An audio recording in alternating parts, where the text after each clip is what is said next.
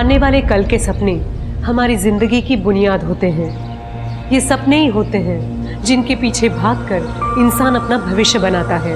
जरूरी नहीं कि सबके सपने पूरे ही हो जाएं, मगर कोशिश करने का हक तो सबको मिलना चाहिए। नमस्कार, मैं सोनाली कुलकर्णी आप सभी का स्वागत करती हूँ क्राइम पेट्रोल सतर्क जस्टिस रीलोडेड में।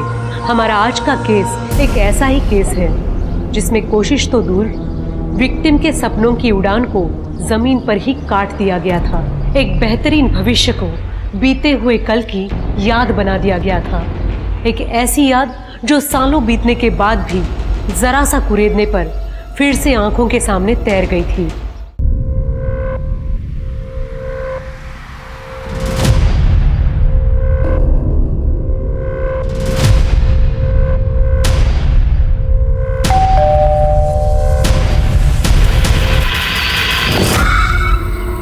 जनाब, अशरफ खान जी से मिलना है। जी मैं ही हूँ अशरफ खान, फरमाइए। अरे जनाब, जी मेरा नाम प्रशांत सिंह है और मैं न्यूज़ 13 चैनल के लिए काम करता हूँ। मेरा चैनल जो है एक डॉक्यूमेंट्री बना रहा है घाटी के पुराने केसेस पे। तो मुझे पता चला कि उनमें से किसी एक केस का इन्वेस्टिगेशन आप भी कर रहे थे। बस तो उसी के बारे में थोड़ा सा इंटरव्यू चाहिए था आपको। कौन सा case? Udhampur 2015 IAS candidate murder case. देखिए मैं रिटायर हो चुका हूँ, तो इस केस के बारे में क्या, किसी भी केस के बारे में मुझे कोई बात नहीं करनी। तो सर कुछ तो बता दीजिए सर। अरे भाई बोला मुझे कुछ नहीं बात करनी, पर आपको जो भी इन्फॉर्मेशन निकालनी है डिपार्टमेंट से फाइल निकलवाइए। सर ठीक है, आप कुछ मत बताइए, लेकिन उस फैमिली के बारे में बता दीजिए, वो कहाँ है, क्योंकि पुराने एड्रेस पे वो मिली नहीं मुझे। क्या करेंगे आप उस फैमिली का? सर वो फर्स्ट हैंड डिटेल चाहिए थी, अगर आप बता दोगे तो फिर फैमिली से पूछना नहीं पड़ेगा। देखिए मैं नहीं जानता कि वो कहाँ रहते, आप जा सकते हैं। बाय द वे, क्या जानना है आपको? बस उतना बता दीजिए जो हुआ था उससे। सबा अब्दुल्ला नाम था उसका।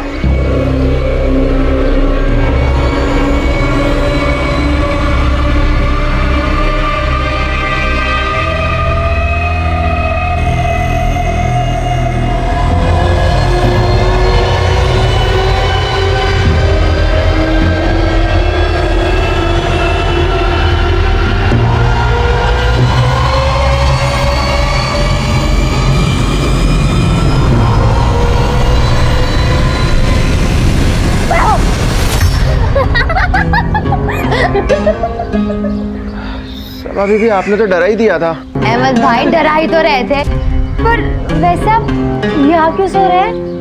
अंदर कोई था नहीं, तो बैठे बैठे नींद लग गई। अच्छा ठीक है, अब हम आ गए, अब जाकर अपने कमरे में सो जाइए। नहीं मैं ठीक हूँ यहाँ पे। अहमद भाई आपकी आंखों में नींद साफ नजर आ रही है, जाके सो जाइए। चलो।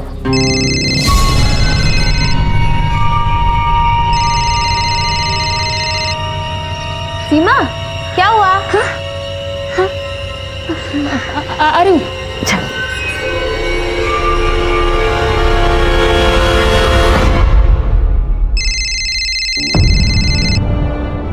क्या है? बार बार फोन क्यों कर रहे हो? कहाँ है तू? और मेरा फोन क्यों नहीं उठा रही तू? जहां भी हूँ ठीक हूँ, और फोन इसलिए नहीं उठा रही थी क्योंकि तुमसे बात नहीं करनी थी। ये बात ना अपने घर वालों को बोलना, जब मैं उनको बताऊंगा तेरी अय्याशियों के बारे में कि घर पे कम और बाहर ज्यादा रहती है तू। रोहित तुम मुझसे ना ज़बान संभाल कर बात करना, समझो तुम? सीमा तुम भी फ्रेश हो जाओ।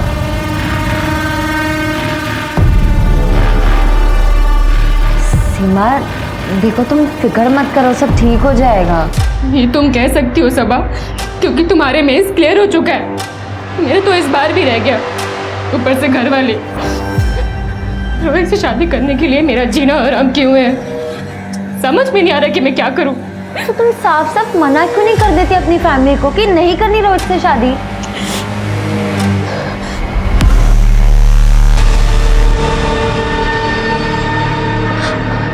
सबा, क्या तुम मुझे 1 लाख रुपए दे सकती हो?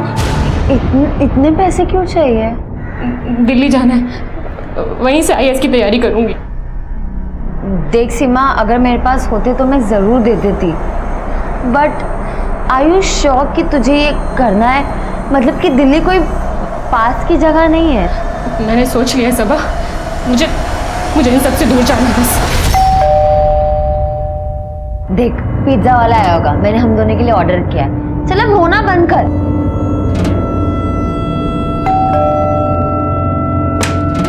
मैम आपका पिज्ज़ा। Thank you. कितना हुआ? 480 रुपये। एक मिनट। Thank you.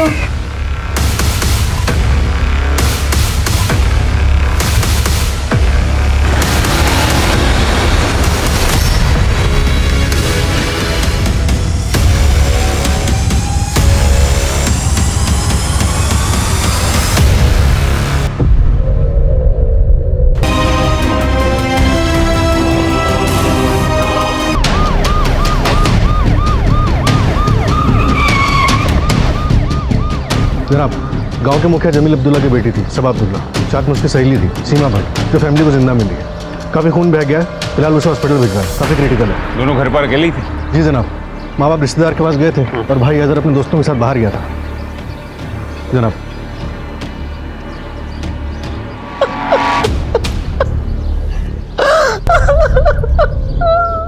हमें जाना ही नहीं चाहिए था। आप चले जाते, हैदर चले जाता, मैं नहीं जाती तो कुछ नहीं होता। हमारी सबा को कुछ नहीं होता। जनाब यहाँ पे सीमा बेहोश पड़ी मिली थी। और कुछ? एक नौकर है जनाब, घर के आउट हाउस में रहता है। उससे कुछ पता चला? नहीं जनाब, कहता है कि गहरी नींद में सोया हुआ था, उसने कुछ नहीं सुना। तो फिर ये डेड बॉडी सबसे पहले किसने देखी? माँ बाप आ गए थे 5 बजे, पुलिस को उन्होंने इन्फॉर्म किया। शर्मा, लड़की को मारने से पहले टॉर्चर किया गया, वो चिल्लाई भी हुई, फिर आसपास किसी को कुछ सुनाई कैसे नहीं दिया? उसके गहने भी चोरी हुए। वही तो जनाब, सीमा ने भी गहने पहने हुए थे, लेकिन उसके गहने चोरी नहीं हुए। जल्दबाजी में मर्डर को लूटपाट दिखाने की कोशिश की है। सीमा ने दरवाजा खोला होगा और सीमा को कंट्रोल करने के बाद उसे सबा पर हमला किया होगा। टारगेट सबा ही थी, लेकिन एक बात समझ में नहीं आ रही, अगर सीमा आई विटनेस थी तो उसे सीमा को जिंदा क्यों छोड़ा? हो सकता है उसने सीमा को मरा हुआ समझ के छोड़ दिया। हो सकता है। इस सबा ने पिछले हफ्ते ही IAS का मेंस क्रैक किया था। अगर इंटरव्यू पार कर लेती तो उधमपुर की सबसे पहली वुमेन ऑफिसर होती। तो ये वो सबा अब्दुल्ला है, मैंने पढ़ा है इसके बारे में। और जनाब इसकी दोस्त सीमा इसी के साथ प्राइवेट ट्यूशन्स लिया करती थी। एक काम करो, पड़ोसियों से पूछताछ करो, देखो कि उन्होंने कुछ देखा है, कुछ सुना हो या नहीं। अरे सबा के गहने की डिटेल्स उसकी फैमिली के पास से लो और उसे सर्कुलेट करवाओ।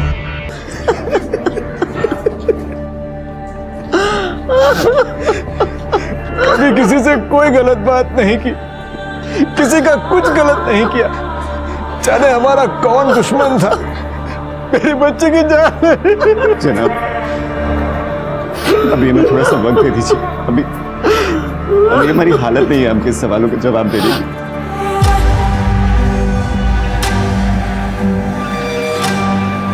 साहब, थक गया था तो गहरी नींद में सोया हुआ था, तो कुछ पता नहीं चला। फोन दे अपना, फोन दे अपना। कितने बजे आई थी सबा? जनाब कुछ 2 बजे। उससे कुछ कहा या फिर सीमा ने कुछ अजीब देखा या कुछ सुना? जनाब मैं बीच में पानी पीने के लिए उठा था तो मैंने एक कार जाती हुई देखी थी। 4 बजे के लगभग की बात है जनाब, लेकिन कार में कौन बैठा था और कार का नंबर क्या था ये नहीं पता मुझे। मुझे लगा कि कोई। झूठ क्यों बोल रहा है? झूठ क्यों बोल रहा है? गहरी नींद में था, थक गया था इसलिए कुछ सुना ही नहीं दिया। ऑनलाइन था तू और तूने लोगों को फोन किया है 2 से 4 के बीच में। वो शबनम को कॉल किया था मैंने। झूठ क्यों बोला है? कौन है शबनम? कौन है? शबनम मेरे गांव की है और हम दोनों शादी करने वाले हैं, लेकिन ये बात उसके परिवार वालों को नहीं पता है, इसलिए मैंने उसका नाम नहीं लिया। हाँ जनाब, जो कार मैंने जाते हुए देखी थी वो सिल्वर कलर की थी। जनाब पड़ोसियों से पूछताछ करने की कोशिश की, लेकिन कोई इन्फॉर्मेशन नहीं मिली। जनाब ये देखिए सीमा के फोन से क्या मिला है। रोहित शर्मा, ये रोहित के नंबर से सीमा को 6 बार कॉल आए और ये एक कॉल को छोड़कर सीमा ने किसी भी कॉल को आंसर नहीं किया। और जनाब मैंने रोहित को कॉल करने की कोशिश की लेकिन वो फ़ोन नहीं उठा रहा है। शर्मा, ये रोहित के बारे में पता करो। और ये घर का नौकर अहमद, उसने कहा कि उसने एक सिल्वर गाड़ी को यहाँ से तेज़ी से जाते हुए देखा। आसपास पूछताछ करो, किसी ने शायद उस गाड़ी को देखा हो। जनाब वही तो दिक्कत है, हमारी शक्लें देखते ही पड़ोसी अपने घरों में घुस जाते हैं। पड़ोसियों ने ऐसा क्या देखा था कि वो पुलिस वालों से भाग रहे थे? पड़ोसियों ने अगर कुछ देखा भी नहीं होता तब भी वो पुलिस से भागते। क्यों? कश्मीर है ये जनाब, यहाँ ऐसे ही होता है। सर सबा के बारे में कुछ बताइए, क्या बैकग्राउंड था, क्या थी उसकी जिंदगी, कौन थी सबा? कश्मीर की लड़कियों के लिए एक उम्मीद थी सबा। मिस सबा अब्दुल्ला, आपके सामने एक मामला आता है जिसमें एक 16-17 साल की लड़की अपने घर से भागकर अपने प्रेमी से शादी कर लेती है और लड़की की फैमिली लड़की के किडनैपिंग का केस दर्ज करती है। तो आप एज एन आईएएस ऑफिसर क्या करोगे? सर एज एन आईएएस मैं प्रायोरिटी पर लड़की की रिटर्न इंश्योर करूंगी फैमिली के पास। लेकिन लड़की ने तो अपनी मर्जी से खुद भागकर शादी की है। सर लड़की नाबालिग है और भारतीय कानून के हिसाब से नाबालिग की शादी लीगल नहीं होती। Very good Saba, keep it up. आप as an IAS Indian law follow करोगे, ना कि अपने इमोशंस को। Got it? सर वो बुक्स जो आपने बताई थी मैंने वो सारी पढ़ ली है आगे की प्रिपरेशन के लिए। अभी इतना स्ट्रेस क्यों ले रही हो? अभी तुम्हारा फर्स्ट अटेम्प्ट है। सर वो फर्स्ट अटेम्प्ट में ही क्लियर करना है। तुम बिना मतलब का स्ट्रेस लेकर अपने दिमाग का प्रेशर बढ़ा रही हो। अभी जो पढ़ा है उसे ही याद करो और कल मिलते हैं, ठीक है? Yes sir. टेंशन क्यों ले रही है? चल चाय पीकर आते हैं। नहीं यार सीमा, मुझे भी घर जाना है, पढ़ाई करनी है। और कितना पढ़ेगी? सर हमेशा बोलते रहते हैं उधमपुर की पहली आईएएस लेडी तू ही बनेगी। वैसे भी एक बार तू आईएएस बन गई तो हम गरीबों को कहाँ पूछने वाली है। चल अब नौटंकी बंद कर, चलते हैं चाय पीने। पर हाँ, चाय के पैसे तू ही देगी, मैं नहीं दूंगी। ठीक है, चल जल्दी। सबा अब तक घर नहीं आई है, मुझे तो बहुत फिक्र हो रही है। जरा सब्र करो, बस आती ही होगी। कहाँ रह गई थी तू? 3 बजने को हैं। अरे दिन के 3 बज रहे हैं, रात के नहीं। क्यों परेशान होती हो? आप तो ना चुप ही रहिए। घाटी में हालात इतने खराब हैं और आपको तो कुछ पड़ी ही नहीं है। फिक्र ही करनी है तो अपने साहबजादे की करो। ये चल दिए आवारागर्दी करने। ये सही है अबू, लेट सबा आई है और ताने आप मुझे मार लो। तो सीखो अपनी बहन से कुछ। ढंग का काम काज करोगे तो कोई ताने क्यों मारेगा? अब्बू रहने दीजिए ना, आप भी क्या शुरू हो गए? भला बनने की जरूरत नहीं है तुमको। थोड़ा सा भी लेट हो जाती हो तो अम्मी खा लेती। और वैसे भी अगर थोड़े दिन कोचिंग नहीं जाओगी तो क्या बिगड़ जाएगा? कोचिंग क्यों नहीं जाएगी? वो घर बैठे रहेगी तुम्हारी तरह। अरे ठीक ही तो कह रहा है वो, घाटी में हालात थोड़े ठीक हो जाए। सब ठीक ही है। इतनी फिक्र हो रही है तो भेजो अपने बेटे को, सबा के साथ कल रोज लाएगा ले जाएगा। अरे मैं क्यों करूंगा? पूछ नहीं रहा हूँ बेटा, बता रहा हूँ। सबा कल से तुम्हारे साथ जाएगा। अरे अब्बू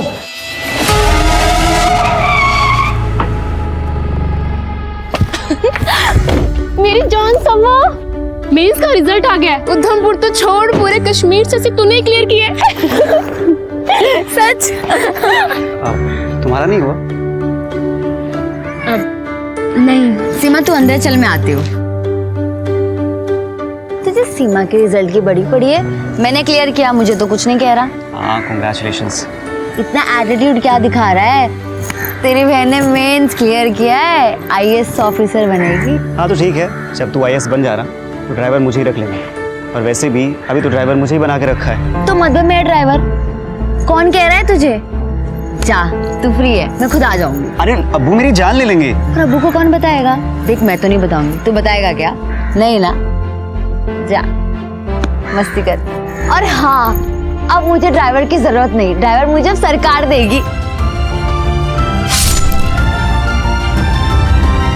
एक अच्छे आईएएस ऑफिसर के अंदर लोगों की समस्याओं को समझने और उनकी बेहतरी के लिए काम करने की जिद जरूरी होती है। सबा के अंदर ये दोनों ही खूबियां थी। वो बेहद जिम्मेदार लड़की थी जिसे अपने करियर की चिंता के साथ साथ अपने परिवार और दोस्तों का ख्याल भी था। अगर वो आईएएस बनती तो बहुत ही अच्छी ऑफिसर बनती जिससे जनता के दर्द का एहसास होता। मगर उसकी प्रतिभा, उसके उज्जवल भविष्य की सारी उम्मीदें उसके मर्डर के साथ ही मिट्टी में मिला दी गई थी। और अब पुलिस बस इतना ही कर सकती थी कि सबा के कातिलों को पकड़कर उसे इंसाफ दिलाना। जनाब मैं मकान मालिक हूँ सीमा का। रोहित उसका मंगेतर है। कहाँ मिलेगा ये रोहित? जनाब वो आज सुबह ही तो आया था सीमा से झगड़ा करने। अरे तेरे पास पैसे नहीं है तो अपनी दोस्त से ले ले, ये तो बहुत पैसे वाली है, 10-15-20 हजार तो दे ही सकती है। तुम बड़े ही बेशर्म आदमी हो रोहित। मैं उससे क्या कहूँ कि मेरा मंगेतर भीख मांग रहा है? क्या बोली तू? भीख मांगने आया हूँ मैं? बेशर्म हूँ मैं? भीख मांगने आया हूँ मैं यहाँ पे? भीख मांगने आया हूँ? बहुत बोल रही है तू। छोड़ो उसे, जान लोगे क्या? बीवी हो मेरी, मैं जो चाहूँ कर सकता हूँ उसके साथ। बीवी का मतलब भी जानते हो तुम? और बीवी नहीं हुई अभी तक तुम्हारी वो, और ना ही कभी होगी।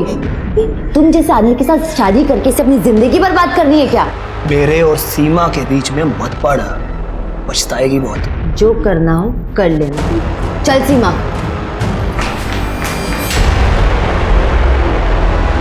लोकल गाड़ी और मंगेतर, एड्रेस तो होगा ना आपके पास?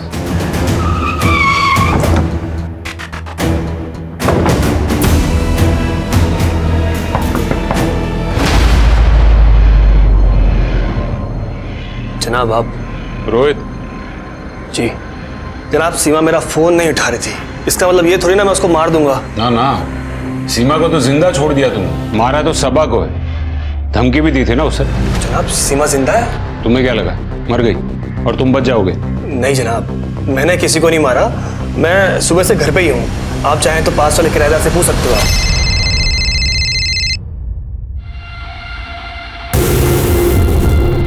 तुमने तो कहा था पैसे नहीं है तुम्हारे पास, तो फिर ये शराब पीने के पैसे कहाँ से आए? और ये तो महंगी वाली लग रही है। अरेंज किया मैंने। तो जनाब शराब के लिए कोई किसी का खून थोड़ी ना कर देगा। जनाब हमें पुलिस स्टेशन चलना पड़ेगा। इस गाड़ी को अहमद ने घर से उस दिन जाते हुए देखा था, हमें उसके बारे में एक लीड मिली है। जनाब मेरा उधमपुर हाईवे पर एक ढाबा है, आज शाम को तकरीबन 5 बजे के आसपास एक एक्सीडेंट हुआ था साहब। कार बहुत तेज़ रफ्तार से थी, लेकिन सर मैंने उस गाड़ी का नंबर ले लिया था। उसका नंबर है JK10W5590 सर। यहाँ जब पुलिस ने इस गाड़ी के ओनर अकरम से कांटेक्ट किया तो पता चला कि ये अकरम सबा का पड़ोसी है, जो कुछ दिनों से दिल्ली में अपनी फैमिली के साथ है। इसकी ये गाड़ी आज सुबह तक इसके घर के सामने खड़ी हुई थी। मर्डर करने के बाद उसने सबा के पड़ोसी के घर से गाड़ी चुराई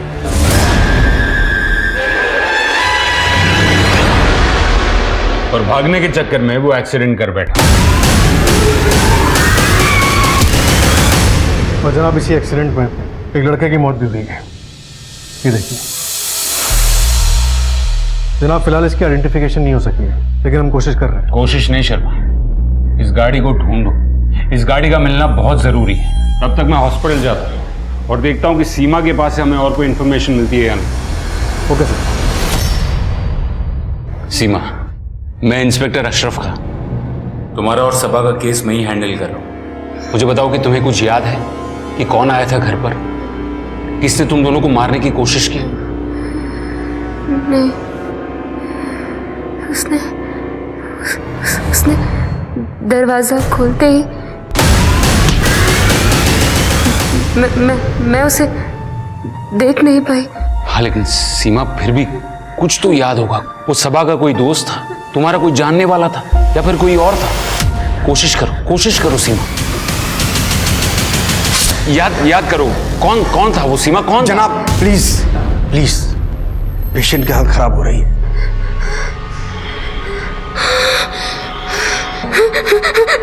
डिलीशियस, वो लड़का, डिलीशियस पिज्जा वाला लड़का, उसने सबा से झगड़ा किया जॉब को लेकर। सर मैं क्यों कस्टमर से झगड़ा करूंगा?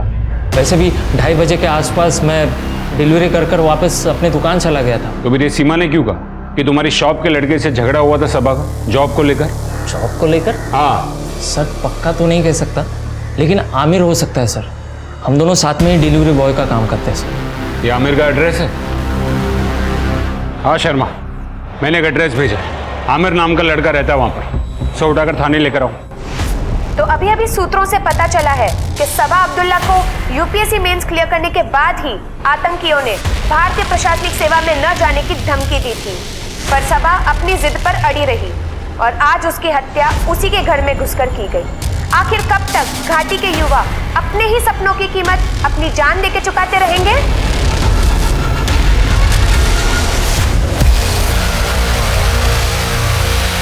बात करने के लिए तो हम कहीं पर भी आ सकते थे जमील साहब, पर इससे आपको हमारी हिम्मत का पता नहीं चलता था, इसीलिए आना पड़ा हमें यहाँ। आप हमसे क्या चाहते हैं? आपसे नहीं, आपकी बेटी से चाहते हैं। हिंदुस्तानी हमारे बच्चों को मार रहे हैं और ये उन्हीं को नायाब बनाने में लगी है, और ये हम होने नहीं देंगे।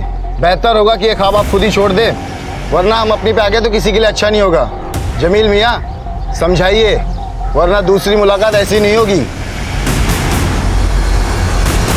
मैंने कितनी बार मना किया, इनको भी और सबा को भी, पर ये दोनों मेरी बात नहीं माने। और देखिए, दहशतगर्दों ने अपने तरीके से आखिर रोक ही लिया सबा को।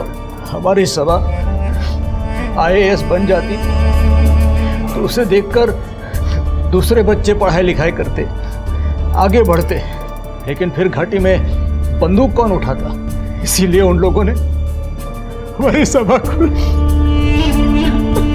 क्या ये मुमकिन है कि सबा का मर्डर आतंकवादियों ने नहीं बल्कि किसी जानने वाले ने किया हो? जानने वाले ने? मतलब? आपका पड़ोसी अकरम, कल दोपहर को उसकी गाड़ी चोरी होगी और हमें शक है कि सबा का मर्डर करने के बाद उसका कातिल ही वो गाड़ी चुरा कर भागा। तो फिर सबा उसे कैसे जानती होगी? देखिए, मुझे गलत मत समझिएगा, लेकिन सबा एक पढ़ी लिखी लड़की थी, रोज शहर आना जाना था। कहीं कोई लड़का। तौबा, आप ये क्या बोल रहे हैं? वो ऐसा कुछ नहीं कर सकती। और सीमा? सीमा का क्या? उसकी तो शादी होने वाली थी ना। हाँ, लेकिन सीमा अपनी शादी से खुश नहीं थी, कहीं उसी वजह से तो ये। तो सर वो तो सीमा और उसके शौहर का मसला है, वो तो वही जाने, उसको सबा से क्या लेना देना है। और आपका इन नौकर अहमद? अहमद? जनाब, वो तो घर जैसा है। फिर भी उसने झूठ बोला। उसे कहा कि सबा के मर्डर के वक्त वो सो रहा, लेकिन वो सो नहीं रहा था। तो फिर वो क्या कर रहा था? उसका पता तो हम जल्दी लगा लेंगे। बस मैं आपसे ये पूछना चाह रहा हूँ कि अहमद के पास सबा को नुकसान पहुंचाने की कोई वजह थी क्या?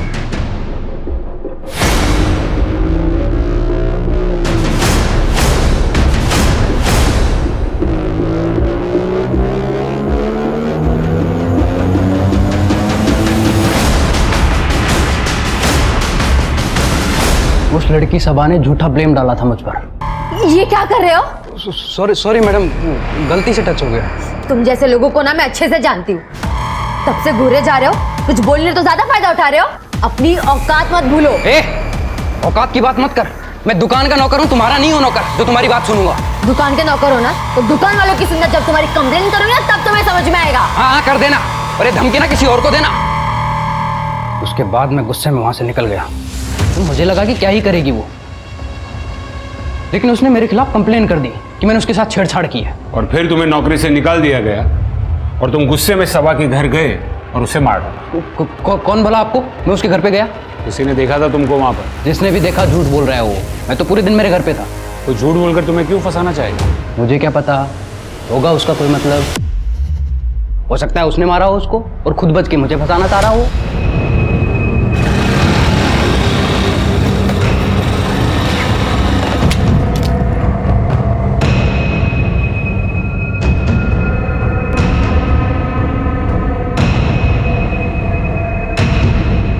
कार तो पार करा दूंगा, पैसा बहुत लगेगा। पैसा है उतना तेरे पास? शर्मा, हमें आर्मी वालों से कांटेक्ट करके मिलिटेंसी वाले एंगल के बारे में पता करना होगा। तब तक इस आमिर का क्या करेंगे जनाब? फिलहाल तो उसको छोड़ दो, लेकिन उसके स्टेटमेंट्स को क्रॉस वेरीफाई करो। ये सीमा ऑलमोस्ट मरने वाली, ऐसी हालत में वो आमिर के बारे में झूठ क्यों बोलेगी? जनाब, मरने वाली नहीं है, वो मर चुकी है सर। अभी भी हॉस्पिटल से फ़ोन आया है, ब्रेन हैमरेज की वजह से उसकी डेथ हो गई है।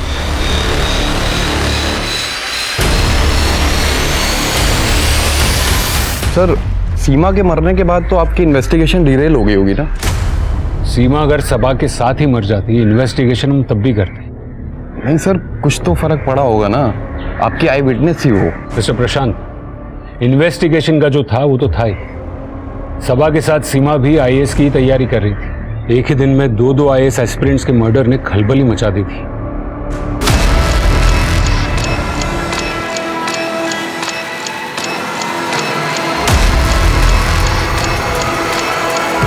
जनाब, वी आर ऑन। हम जल्दी केस क्रैक कर लेंगे।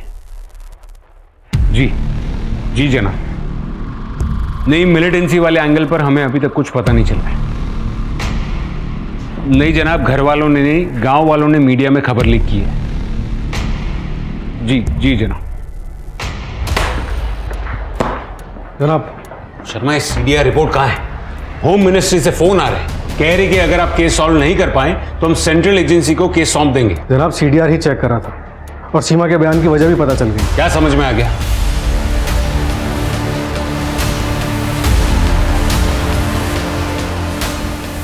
कहाँ है? तीन थाने में बिठा के रखा जनाब। साहब, मेरा बेटा मनीष कल दोपहर 12 बजे घर से निकला है, अभी तक वापस नहीं आया है, उसका फोन भी बंद है। अपने रिश्तेदारों या उसके दोस्तों से पता करिए, हो सकता है वो अपने किसी दोस्त के यहाँ रुक गया हो। नहीं साहब, सबसे पूछा, कुछ पता नहीं चला साहब। अब ढूंढिए उसे साहब, जरूर कुछ गड़बड़ हुई है। मेरा बेटा मनीष कल से वापस घर नहीं आया। आप रिपोर्ट लिखवा दीजिए, हम आपके बेटे को ढूंढने की कोशिश करते हैं। आपके पास उसकी तस्वीर है? सर यहाँ तो नहीं है, लेकिन घर पर है। घर जाकर उसकी तस्वीर लेकर आइए और फिक्र न करें, हम आपके बेटे को ढूंढने की पूरी कोशिश करेंगे। झूठ क्यों बोला? कल तू पूरे दिन घर पे था, हाँ? जबकि 3 बजे तेरे सेलफोन की लोकेशन सबा के घर पे थी। जनाब मैं सब कुछ बताता हूँ जनाब। सीमा से झगड़े के बाद मैं वापस उसके घर चला गया था, लेकिन वो वहाँ नहीं थी। मैंने उसको कॉल किया पर फोन पे मुझे सबा की आवाज़ सुनाई दी। मुझे गुस्सा आया, मैं वहीं चला गया।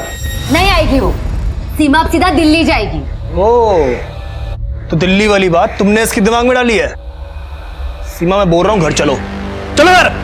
नहीं आएगी सीमा, और अगर तुमने जबरदस्ती की ना, मैं भी पुलिस को फोन कर दूँ। सबा, रोहित मैं हाथ जोड़ रही हूँ, तमाशे मत बनाओ, प्लीज जाओ प्लीज। तुम कब तक छुपोगी सभा के पीछे? आना तुम्हें मेरे पास ही है, समझी? देखता हूं मैं। और जनाब, सभा से ही मेरा झगड़ा हुआ था। अगर मैं आपको पूरी बात बता देता तो आप मुझे उसी दिन पकड़ लेते, इसलिए मैंने आपको पूरी बात नहीं बताई। मैं कसम खा के कहता हूं, जब मैं वहां से निकला तब तक सब कुछ ठीक था सर। कर्जा कैसे चुका है? सभा के गहने बेचकर? नहीं जनाब, मैंने अपनी बाइक बेची है। दिखा कहां पे बेची है, चल।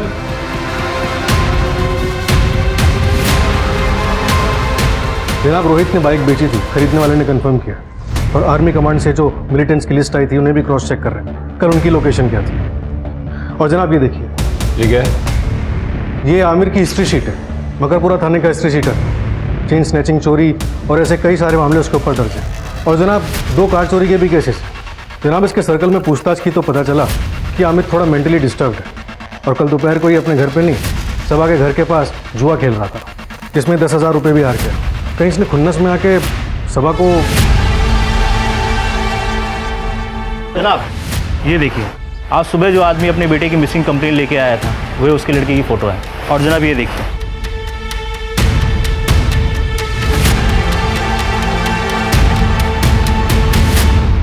तो वही लड़का है जिसका कल एक्सीडेंट हुआ था। इसके फादर का लगातार कॉल आ रहा है, क्या बोलूँ उन्हें? तुम खुद उनके घर जाओ और उनको लेकर हॉस्पिटल पहुंच, मैं उनसे वहीं बात करूंगा। तुम्हें उन्हें कुछ बताने की जरूरत नहीं।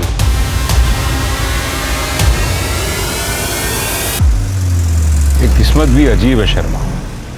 मनीष की मौत सिर्फ इसीलिए हुई क्योंकि वो गलत वक्त पर गलत जगह से रोड क्रॉस कर रहा था। अब उसके वालिद को क्या कहेंगे कि मनीष की किस्मत खराब थी।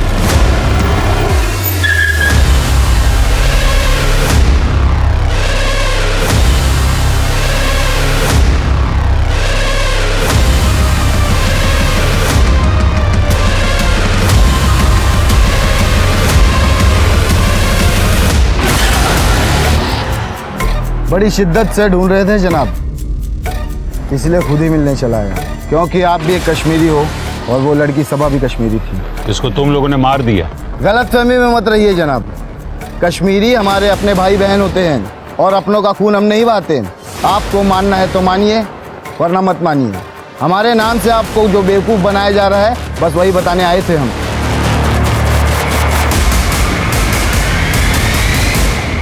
जनाब फोन बंद है, लगता भाग गया। दरवाजा तोड़ो।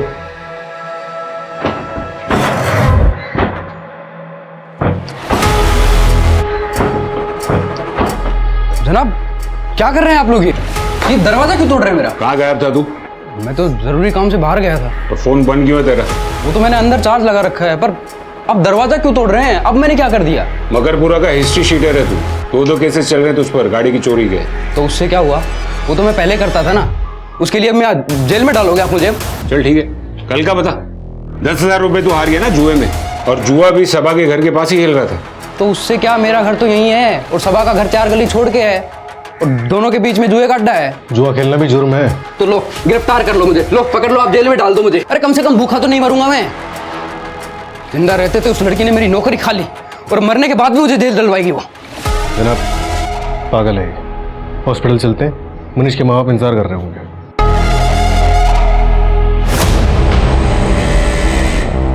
पुलिस वाले आए थे मेरे घर पर। सब हमें यहाँ क्यों बुलाया गया है? हमारा बेटा मनीष ठीक तो है ना? देखिए कल एक एक्सीडेंट हुआ है और उसमें एक लड़के की जान चली गई है, और हमारे हिसाब से वो मनीष ही है।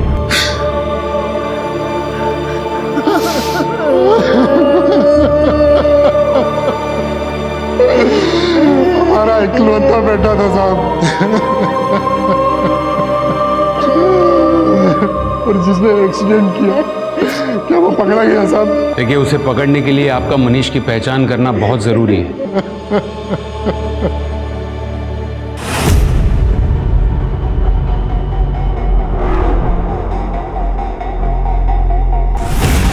जनाब गाड़ी और गहनों दोनों को ही ढूंढ रहे हैं हमारे लोग, और खबरियों को भी एक्टिव कर दिया, लेकिन जनाब अभी तक कुछ पता नहीं चला। लेकिन इस अहमद के बारे में ज़रूर कुछ पता चला।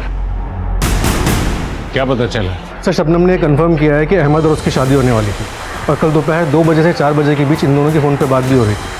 लेकिन अहमद की इसी दौरान एक दूसरे नंबर पे भी बात हो रही थी, वो भी 2 बार। तो जनाब ये दूसरा नंबर मर्डर के वक्त सबा के घर पर भी एक्टिव था। इसका नंबर है किसी खुशबू नाम की लड़की पे रजिस्टर्ड है। जनाब मैं किसी के मामले में नहीं पड़ना चाहती, इसलिए आपको सच सच बता रही हूँ। मैं धंधा करती हूँ, इसलिए कल वहाँ गई थी। अहमद ने बुलाया था? जनाब मैं नाम तो नहीं जानती। यही था वो? ये तो नौकर है साहब, इसने नहीं बुलाया था, इसके साहब ने बुलाया था। कौन साहब?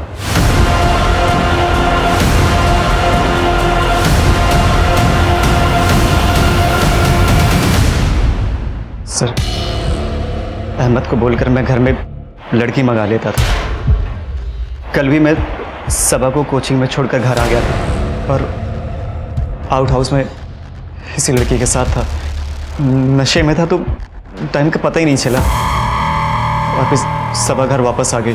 अहमद भाई आपकी आंखों में नींद साफ नजर आ रही है, जाके सो जाइए। अहमद वापस आ गया तो हम आउट हाउस में ही फंस गए। इंतज़ार कर रहे थे कि कम मौका मिले और हम वहाँ से निकले। इसने हंगामा मचा दिया जाने के लिए। सबा को सब कुछ पता चल गया। चुप करना। अरे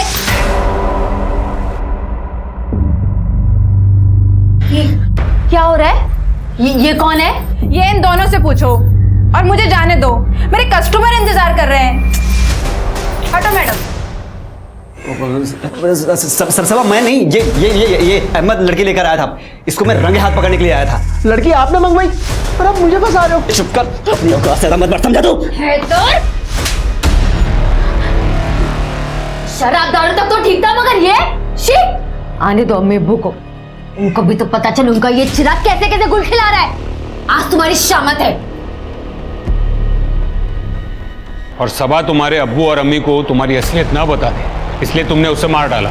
नहीं सर, अब्बू तो मुझे जान से मार देते, बस इसलिए श्रीनगर जा रहा था।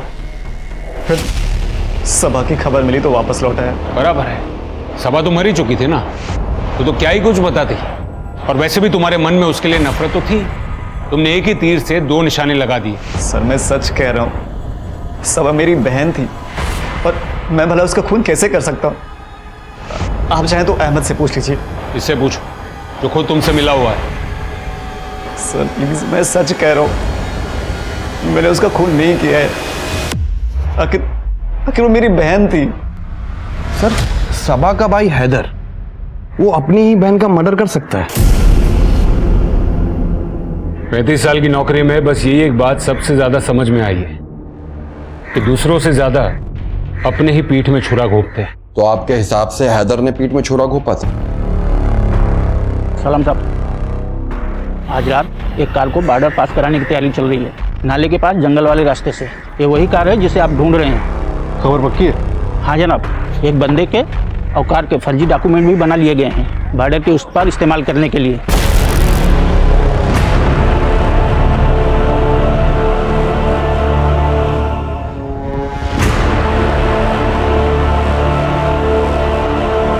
शर्मा पक्का यही जगह थी? हाँ सर, खबर तो यही की थी।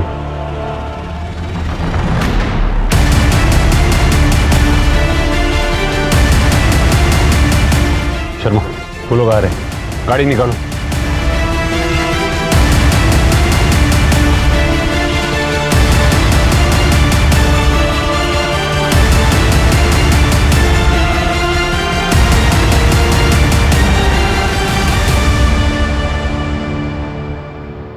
खूबसूरत थी, छू लिया मैंने। ये क्या कर रहे हो? मगर छुआ ही तो था, कोई रेप थोड़ी किया था उसका।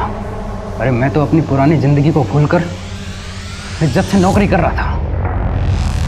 वो नौकरी भी खा ली। मैंने उसको बोला, उसके हाथ जोड़े कि अपनी कंप्लेन वापस ले ले, ना वो नहीं मानी। मुझे पैसों की बहुत ज़रूरत थी। जुए में कमाने का सोचा तो वहाँ भी 10,000 हार गया मैं। मेरा तो माथा ही खराब हो गया। और फिर उसके बाद मुझे जो करना था वो मैंने किया।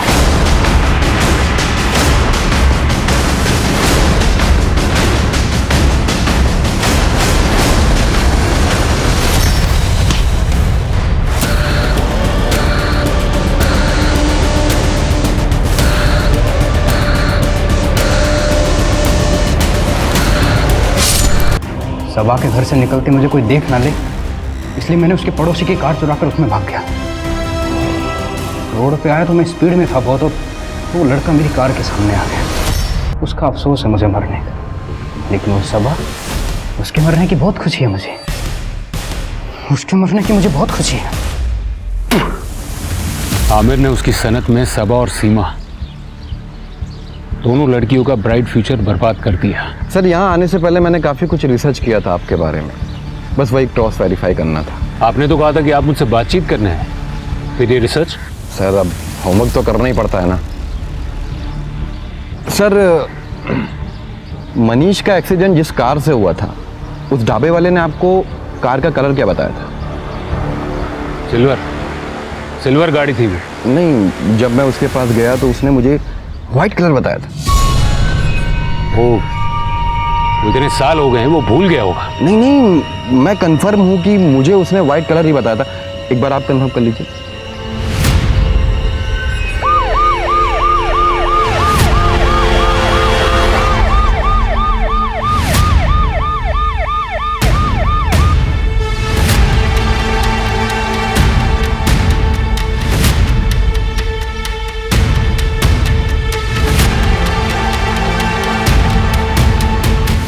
जुनैद, सर को बताओ, जिस कार से एक्सीडेंट हुआ था उसका कलर क्या था?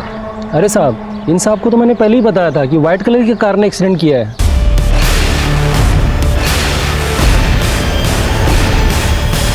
ये इंटरव्यू के बहाने क्या बकवास चल रहा है यहाँ पर, और ये आदमी चीजों को भूल रहा है। एक सेकंड सर। जुनैद, गाड़ी का नंबर क्या देखा था तुमने? साहब, कार इतनी तेजी से थी कि नंबर मैं ठीक से देख नहीं पाया। सर, जब जुनैद ने कोई नंबर देखा ही नहीं था तो आपकी इन्वेस्टिगेशन में JK10W5590 ये कहाँ से आ गया? ये इसी ने बताया था नंबर। पता नहीं क्यों झूठ बोल रहा है, क्यों बोल रहा है तू? जनाब, झूठ ये नहीं आप बोल रहे। 5 साल पहले जो अपनी जांच में आपने सच छुपाया था, अब वो बाहर आ रहा है। सीनियर हूं मैं तुम्हारा, सीनियर से ऐसे बात करते हैं? सर, सीनियर जूनियर छोड़ते हैं, अब कुछ फैक्ट्स के बारे में बात कर लेते हैं। ये है मरने वाले मनीष की CDR रिपोर्ट। इस CDR रिपोर्ट के हिसाब से लास्ट कॉल मनीष ने किसी साहिल नाम के व्यक्ति को किया था, पर आपके इन्वेस्टिगेशन में साहिल नाम के व्यक्ति का कहीं भी जिक्र नहीं है। कौन था ये साहिल? मनीष का एक्सीडेंट कोई रैंडम एक्सीडेंट नहीं था ना, प्लान मर्डर था। क्या हुआ था उस दिन जिसे छिपाने के लिए आपने इतनी बड़ी प्लानिंग कर ली? मनीष, जल्दी पहनो, इधर घर पर है, उसने देखिए ना आफत हो जाएगी। जल्दी निकलो यहाँ से, तुम जाओ।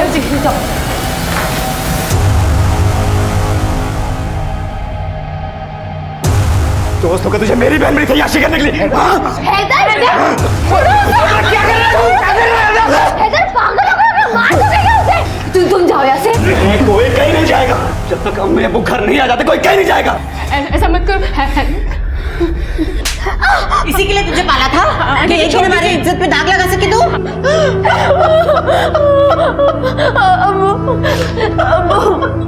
मैं और मनीष एक दूसरे से प्यार करते और शादी करना चाहते।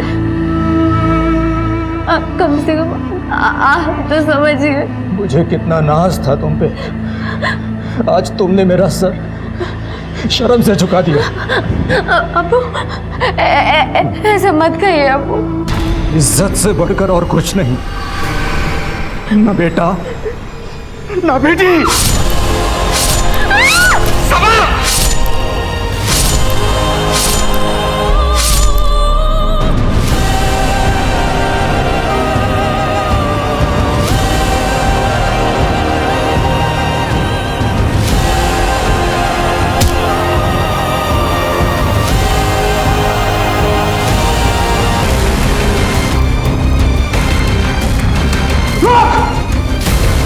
पकड़ उस कमीने को, जिंदा नहीं बचना चाहिए वो।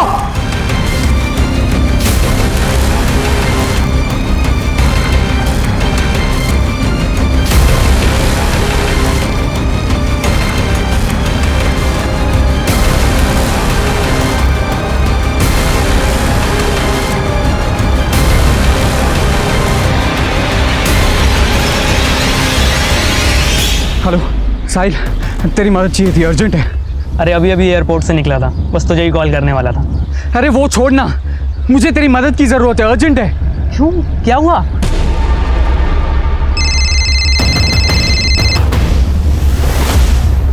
हाँ साहिल। भाई सब ठीक है ना? क्यों, क्या हुआ? मनीष का कॉल आया तो बहुत परेशान लग रहा था, वो उधमपुर वाले हाईवे पे मिलने के लिए बुलाया है। क्या हुआ है? अरे कुछ नहीं, बस वो एक लड़के से उसकी लड़ाई हो गई थी तो उसे चोट ज़्यादा आ गई है। क्यों, तू कहाँ है? वो एयरपोर्ट वाले रास्ते पे जो चौराहा है ना, वहाँ मिलते हैं, फिर दोनों साथ चलते हैं। हाँ।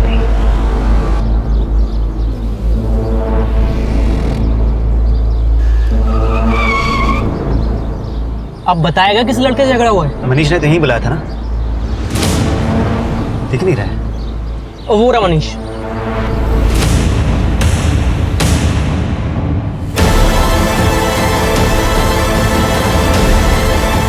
हैदर क्या? हैदर यार, पुलिस पकड़ लेगी यार, मुझे जेल नहीं जाना है। अरे बच्चों से रोना बंद कर यार। देख, अगर तू चाहेगा ना तो हमें कुछ नहीं है। अरे तू नहीं समझ रहा है यार, मेरी बात को समझ।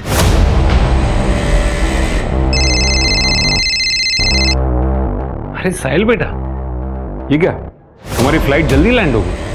अरे फोन किया होता तो मैं खुद तुम्हें लेने आ जाता। बाबा मैं जेल नहीं जाना चाहता बाबा। अरे क्या हुआ बेटा, तुम रो क्यों रहे हो? बाबा वो साहिल, पूरी बात बताओ।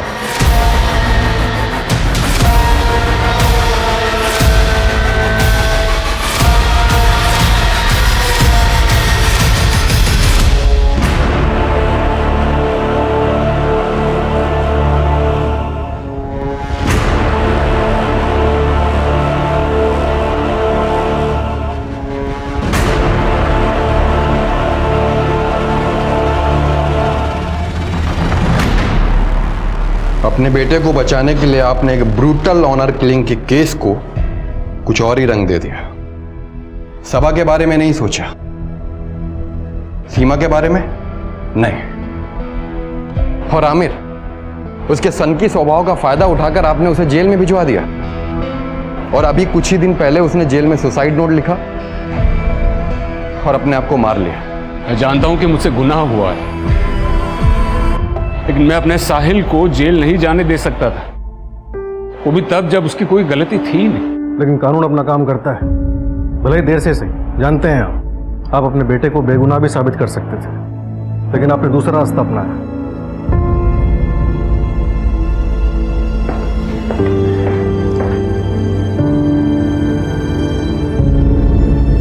बाय द वे, कहानी काफी अच्छी थी आपकी। आदाब। अगर पीआई अशरफ खान ने अपनी इन्वेस्टिगेशन ईमानदारी से की होती तो उनका बेटा साहिल कम से कम सजा में कोर्ट से छूट जाता और गुनहगारों को भी उनके किए की सजा मिल जाती। मगर पीआई अशरफ खान ने अपनी भावनाओं में बहकर इस केस को एक जीता जागता उदाहरण बना दिया इस बात का कि कैसे कुछ पावरफुल लोग अपनी पहुंच, अपनी ताकत से सच को तोड़ मरोड़ अपने फायदे के लिए इस्तेमाल करते हैं। सालों पुराने इस हत्याकांड की दोबारा तफ्तीश हुई। अपनी मुश्किलें थीं, मगर इन मुश्किलों का हल भी पुलिस टीम और जर्नलिस्ट प्रशांत ने अलग तरीके से ही निकाला, जिसने 5 साल बाद ही सही मगर गुनहगारों को उनके किए की सजा दिलवाई। अब मैं सोनाली कुलकर्णी आपसे विदा लेती हूँ। फिर होगी आपसे मुलाकात क्राइम पेट्रोल सतर्क जस्टिस रीलोडेड में एक ऐसे ही चौंका देने वाले केस के साथ। तब तक अपना और अपने परिवार का ख्याल रखिए।